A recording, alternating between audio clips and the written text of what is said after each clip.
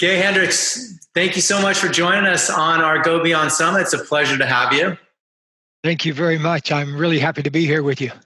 Yeah, well, you know what? Let me give everybody, our audience, a backdrop on how I found out about it. Dr. Christine Cohn, Dr. Howard Cohn's wife, who's just a superstar doc, I went in for a treatment. She said, Justin, you have to listen to The Big Leap on audio, and you get it at audiobookstore.com.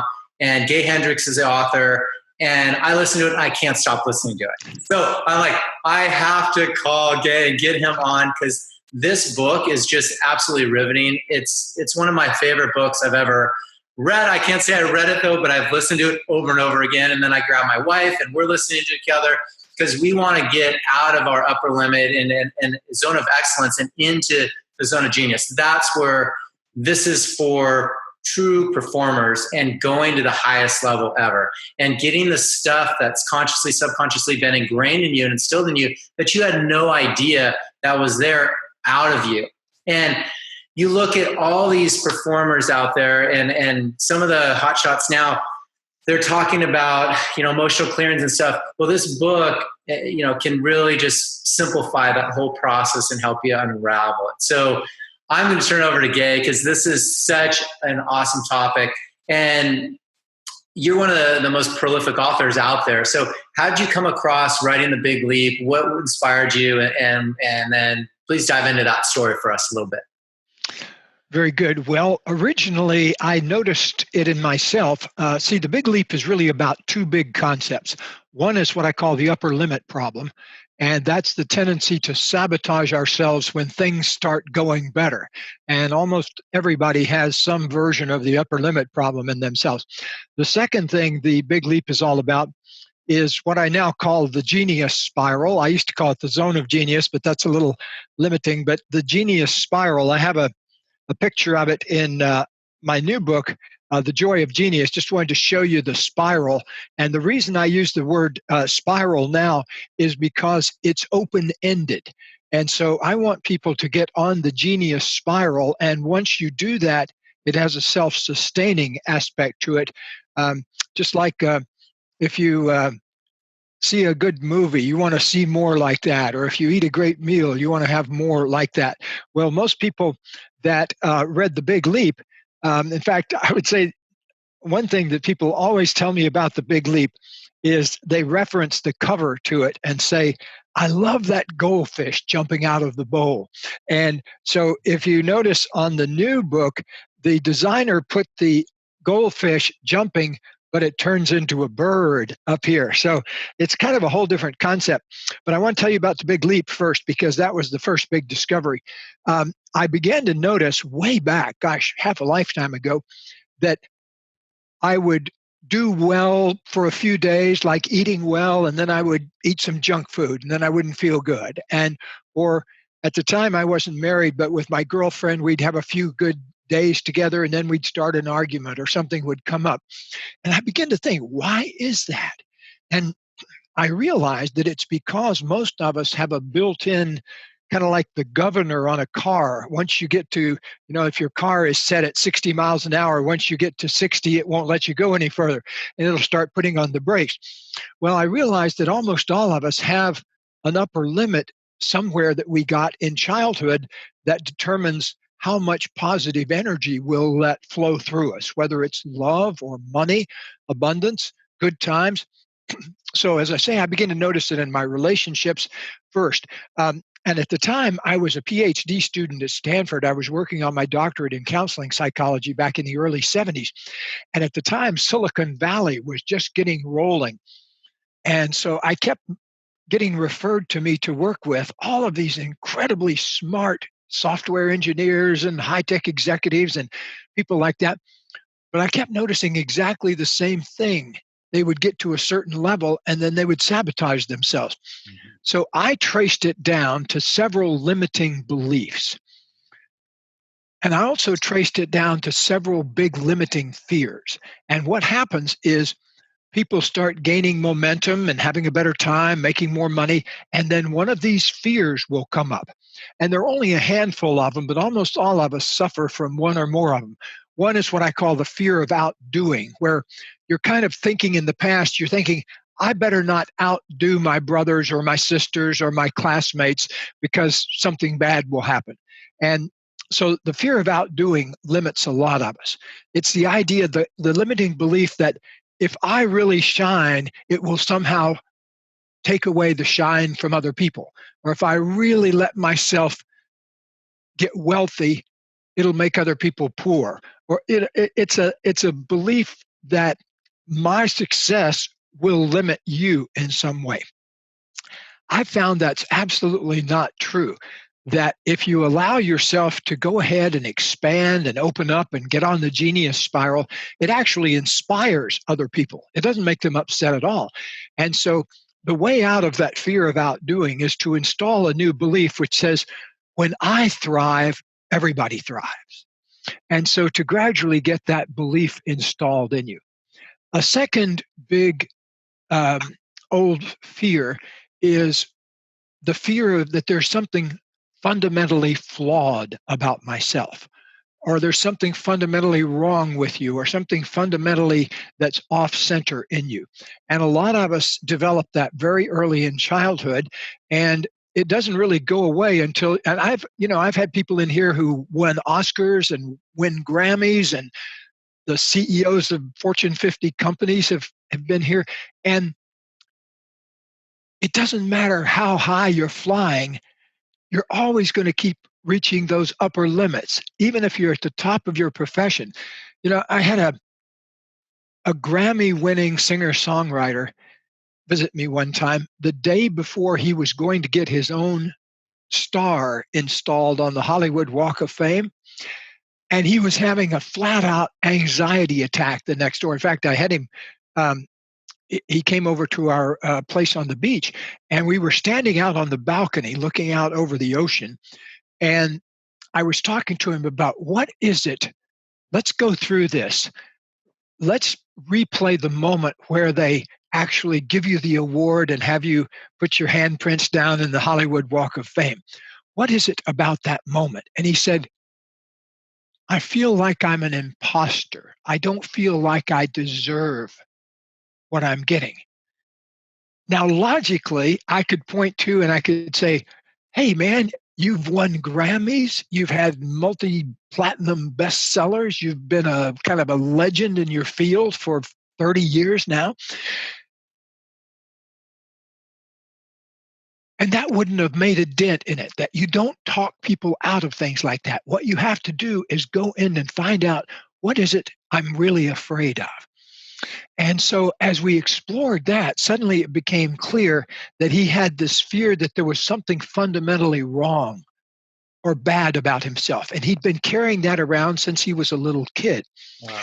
So there's no award that you can get that'll make that go away. You have to just take a look at that. It's like some philosopher once said, you have to look at the inner truths of yourself just like you look at a magnificent sunset.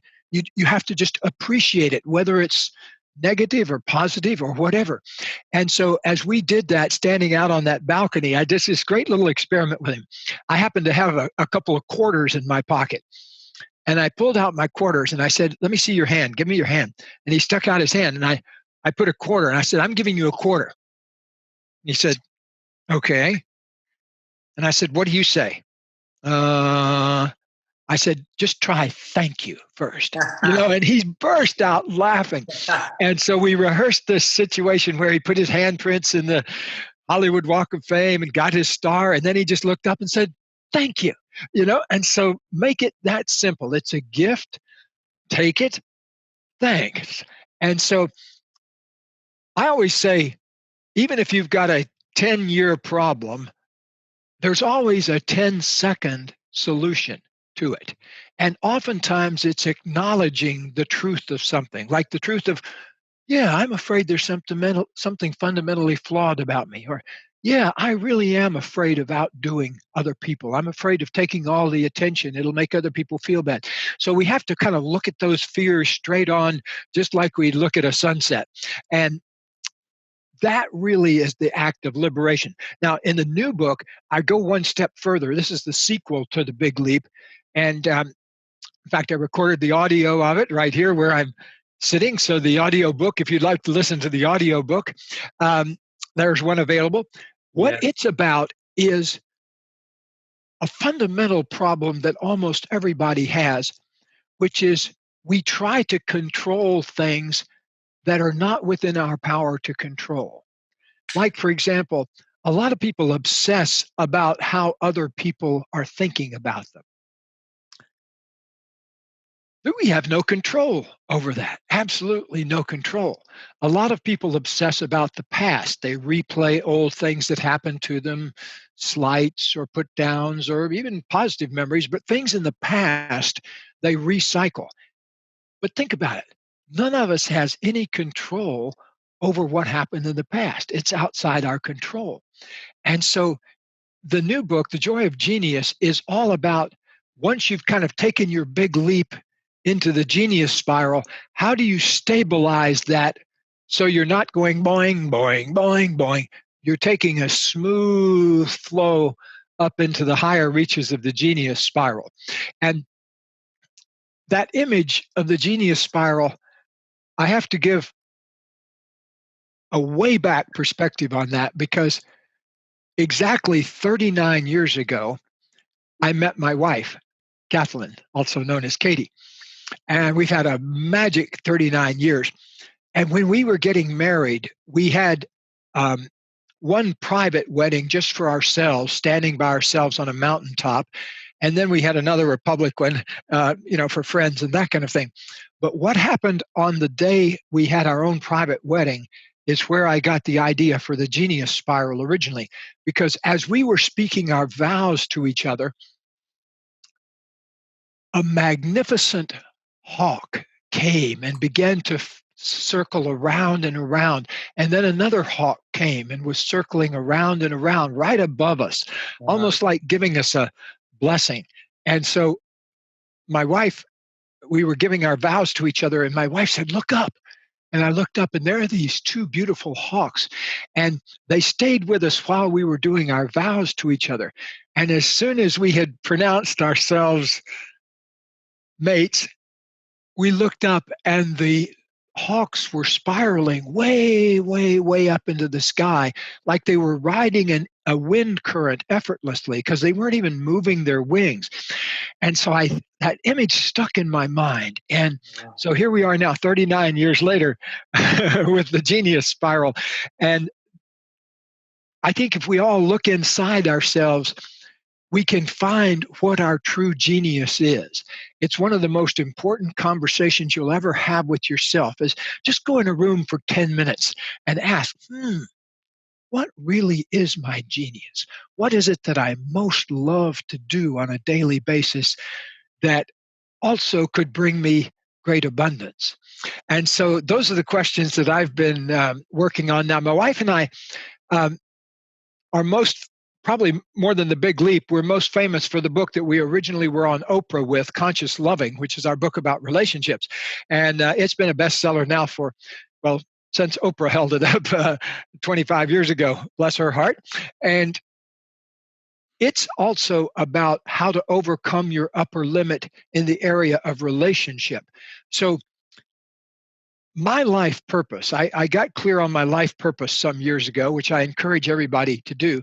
And my life purpose, which I talk about in The Big Leap, is that I expand every day in love and creativity and abundance as I inspire other people to do the same.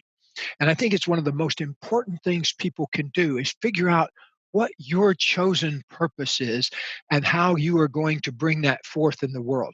So I encourage you to read or listen to the Big Leap and The Joy of Genius because it's all about how to discover that for yourself. Oh, wow. I mean, so much to dive into on that. That's incredible. And I mean, I just love it. But let's go back to the limiting beliefs or fears and the fear of outdoing and then your solution. I mean, you have a solution. So you find what the limit is. Once that conscious meets the subconscious, you recognize it. And then you go back and re-say, it's like, hey, when I thrive, everyone thrives. I mean, so you have a solution for it. I think that's just fantastic. So you can catch that inner ear, or that, the inner voice, I should say, chirping, and then correct it. And that's an amazing solution, all day, and you just keep recorrecting it. And I love the mantras that you have as well. I mean, expanding in abundance, success, love, creativity. I mean, they're just absolutely fantastic. So you keep re-saying them. Yeah, in fact, I even recommend that you write. What I did was I put them on little stickies, and I put it on my dashboard of my car and put it on the mirror where I buzz my whiskers off, and gradually internalize a new belief. Because, for example, another one that I didn't mention is the fear that a lot of successful people feel that if I go to my biggest success, it'll just be more of a burden. Because a lot of very successful people are already up to here with meetings they've got to do and projects they've got to oversee and everything. And so when they think about becoming even more successful, they think, oh my God, it'll be a bigger burden. And yet, if you think about that in a positive way, if you say, okay, my success will make me feel lighter and freer every day. That's a new way of looking at your success rather than looking at it through the lens of my success will become a burden every day. I've probably had, I'm going to say 400, at least 300 very successful people like doctors, lawyers, business folks come through my office here for individual coaching. And one of the things I've discovered about almost everyone is that even if you're functioning at the top of your field, there's always another 10 or 15 or 20% down in there that remains to be expressed. So I think that to be a fully evolved human being, we really, like you suggest, we have to live in this every day and be willing to make gradual little recorrections, because it's not about a big whoosh of enlightenment. It's about the daily practice of expanding your upper limit every day by making choices. And every time you make a choice to open up to more love, more abundance, more of the good things of life, what it does then is it conditions you to live in that state. It conditions you to, it's just like being an athlete. I mentioned to you earlier that I'm going off to the gym. I go off to the gym 4 days a week and do an hour of resistance training. I didn't discover that until way late in my life. I've only been doing it for about 7 or 8 years now, but I've become absolutely sold on it because every year I do it, I feel a greater capacity for physical energy. And not only that, I've lost 40 pounds doing it. So I'm now at a good weight for me, around 180. But when I first got into it, I weighed more than 200 pounds. And so I've gradually trimmed myself down to a really healthy weight by making simple choices, like simple choices about what to eat and simple choices about what to do and go to the gym and that kind of thing. And I think it's those simple daily choices. Like a friend of mine, Scott, he was really out of shape, 30 pounds overweight. He was an executive, and he hated to do exercise. And so what he did was set himself the task of doing 1 chin-up a day for 7 days. And then the next week, he did 2 chin-ups a day for 7 days. And he kept adding 1 a week. So without any real strain, now he's doing 52 chin-ups every day when he goes to the gym, because after a year, he had organically built that kind of strength up. And that's what the Joy of Genius is all about. You may have a whoosh of enlightenment when you read it, but what you'll really get is a daily practice, a program for how to keep your energy flowing positively and also rise to higher and higher levels of success. Oh, I love it. I love it. And your inspiration from your wedding day is just phenomenal with the genius spiral. And my wife and I, we had a green flash on our wedding. Another good omen. Uh-huh. So, but that's just awesome. Well, you guys, everybody, Gay Hendricks has amazing books, conscious loving, obviously started him off with Oprah years ago. And now he's written probably a dozen or more in between. How many total? Well, as of this year, I think it's number 41. Yeah. I've been busy. 41 books. Oh, my goodness. And my favorite, obviously, The Big Leap. And now I got to get the Joy of Genius as well. So that's going to be next on my go-to list. And this is all for human performance, you guys. This is taking your whole body and your whole brain to an entirely new realm and meeting that conscious, meeting the subconscious, and clearing out anything that's limiting you. And like I shared with Gay, I work on people for a living and treat people out of rehabbing injuries, getting them out of an injury state. You know, if that pain is a big challenge in a lot of people. And well, I can do an emotional clearing and the pain will go right away. It's that simple for me. But then when you equate it to success and love and creativity and abundance, and then have a lifestyle around it from what your book shares, it's absolutely phenomenal. So thank you so much for writing it, Gay, and joining us on our Go Beyond Summit. And you guys, look up hendricks.com. That's your website, right? And tell us about, do you have seminars throughout the year? Yes, we have a big training every winter. In fact, we're about to have him soon. And then we have a big training every summer here in our headquarter town of Ojai, California. And we also do other smaller trainings around the country during the year. But our big winter training and our big summer training are the ones that most people come here for. You can find out all about that on hendricks.com. And you can also find out all about our e-courses at heartsinharmony.com. That's another great place to go to get all our learn at home resources. Oh, fantastic. Well, thank you, Gay Hendricks. You are amazing. I'm Justin Franson here with Go Beyond Summit, signing off with Gay Hendricks. And you guys, let's take the big leap together, because that's what it's all about. All right. Thank you, Gay. Thank you, Justin. Take care.